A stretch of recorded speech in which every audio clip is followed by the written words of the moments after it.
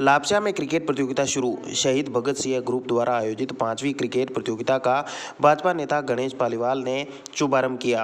कार्यक्रम को संबोधित करते हुए गणेश पालीवाल ने कहा कि हमारे क्षेत्र में प्रतिभाओं की कमी नहीं है, इसी तरह आयोजन होते रहें, ऐसे में ही प्रतिभावान खिलाड़ी निखर कर सामने आते हैं। उन्होंने संगीता जाट, भावना जाट, गौरी गुर्जर आदि खिलाड़ियों का उदाहरण देते हुए सबका हौसला बढ़ाया और सभी खिलाड़ियों से अच्छे खेल की उम्मीद जताई। प्रतियोगिता में पूरी 16 टीमें भाग ले रही हैं। इस अवसर पर गणपत जाट, रघुवीर सिंह चुंडावत, रतन जाट, शोभालाल सेन, दिनेश चंद जाट, चंदू जाट, रविपुरी गोस्वामी, राजेंद्र शर्मा, महावीर जाट, सुरेश सेन, मनोहर सिंह, सुरेश सेन, विनोद व्यास, रोशन सालवी, दिनेश सुतार, लक्ष्मीलाल वैष्णव सहित बड़ी संख्या में युवागण मौजूद थे।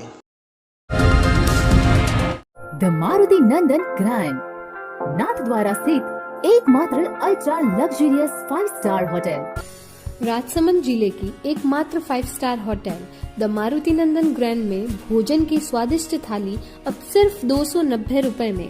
श्रीनाथ जी की नगरी नाथद्वारा में इस सुनहरे अवसर का आनंद अवश्य उठाएं।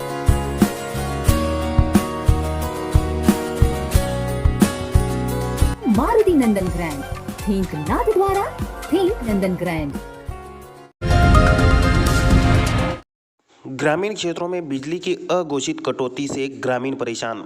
जिले में एक बार फिर से बिजली कटौती शुरू हो गई है, जिससे आमजन में भारी आक्रोश व्याप्त है। ग्रामीण क्षेत्रों में फिर से बिजली की अघोषित कटौती शुरू होने से ग्रामीण खासे परेशान हैं। सबसे खास बात तो यह है कि बिजली कटौती का कोई निर्धारित समय भी नहीं है। रात के समय में भी घंटों तक बिजली कट जाती है, वहीं दिन भर में भी बिजली कई बार कट जाती है। इस कारण किसानों को भी परेशानी हो रही है।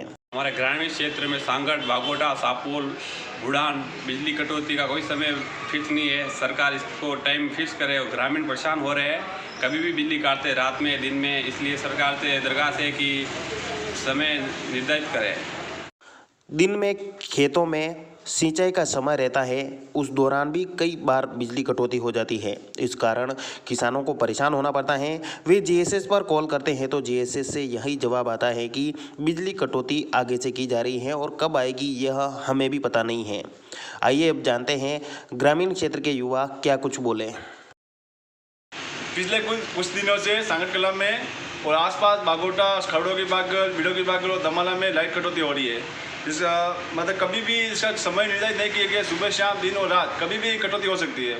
ऐसा हो रहा है, जबकि यहाँ पे जंगली जानवरों का डर रहता है और आमजनों को परेशानी होती है। सिंचाई के लिए भी तकलीफ हो रही है। तो सरकार से निवेदन है कि या तो एक समय निर्धारित किया जाए या फिर इसके लिए कटौती बंद की जाए। ग्रामीण क्षेत्रों में सबसे ज़्यादा लोगों को इसलिए परेशानी हो रही है क्योंकि गांवों में आए दिन तेंदुए की दस्तक आबादी में होती हैं। ऐसे में शाम ढलते ही जब बिजली गुल हो जाए तो ग्रामीणों के लिए एक विकट परिस्थिति खड़ी हो जाती है। इसको लेकर बिजली कटौती को लेकर ग्रामीणों में भारी आक्रोश व्याप्त है। ग्रामीणों का कहना है कि बिजली कटौती का समय निर्धारित हो ताकि पता रहे कि बिजली कब बंद रहेगी। प्रशिक्षण में दिया महिलाओं को रोजगार के अवसर। अर्पण सेवा संस्थान व वित्त पोषित संस्था कैप्री फाउंडेशन के सहयोग से स्वयं सहायता समूह के माध्यम से राजीविका वृद्धि परियोजना अंतर्गत 75 दिवसीय बुटीक पर प्रशिक्षण कार्यक्रम का शुभारंभ करते हुए अर्पण सेवा संस्थान के परियोजना अधिकारी डॉक्टर चंद्रशेखर मीना ने कहा कि आपने सिलाई सीख ली है, यही ना रुककर जो शिक्षा व हुनर हमने ग्रहण किया है वह आजीवन हमारे साथ रहती हैं। संस्था के द्वारा किए जा रहे विकास कार्यों से महिला शक्ति में जो परिवर्तन आया है उसके बारे में जानकारी देते हुए कहा कि प्रत्येक परिवार की आजीविका को बढ़ाने के लिए अर्पण सेवा संस्थान हमेशा आपके साथ हैं। हमें हर हाल में लक्ष्य को हासिल करना है। कार्यक्रम की अध्यक्षता समाज सेवी हीरालाल भाट ने की।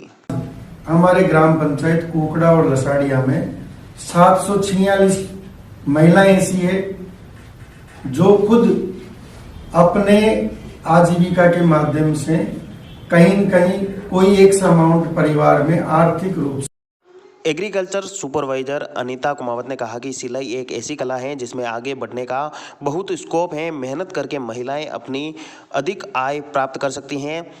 SHG एक्सपर्ट उमा आमेरा ने स्वयं सहायता समूह की यात्रा के बारे में विस्तार से जानकारी दी। इस प्रशिक्षण कार्यक्रम में कुकड़ा व लसाड़िया पंचायत के स्वयं सहायता समूह की 15 महिलाएं भाग ले रही हैं। ओवरलोड वाहनों से वर्ष 2022 में 510 हादसों में 238 लोगों ने गंवाई जान। जिले में खनन क्षेत्रों में मार्बल व ग्रेनाइट लफड़ों से भरे ओवरलोड डंपरों से हो रहे हादसों को लेकर आए दिन कई लोगों को जान गंवानी पड़ी है। केलवा क्षेत्र में राजकीय उच्च माध्यमिक विद्यालय दायला के पास बाइक लेकर जा रहे पिता पुत्र पर ओवरलोड डंपर से जमा रखी मार्बल लफर गिरने से बाइक चकनाचूर हो गई। ओवरलोड मार्बल लफर लेकर डंपर बॉडी डाले के ऊपर रखते हुए बिना किसी सुरक्षा के रास्ते निकल जाते हैं। जिले में सड़क हादसों को लेकर वर्ष 2022 की बात करें तो 510 सड़क हादसों में 238 लोगों ने अपनी जान गंवाई है और 573 लोग गंभीर घायल हुए हैं।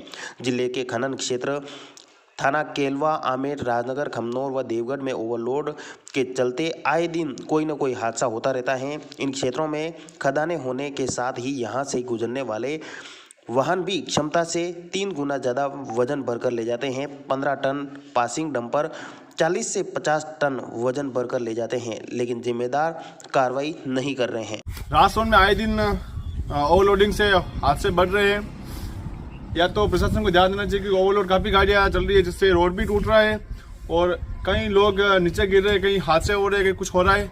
तो इससे प्रशासन को ध्यान देना चाहिए और ओवरलोडिंग को बंद करवाना चाहिए।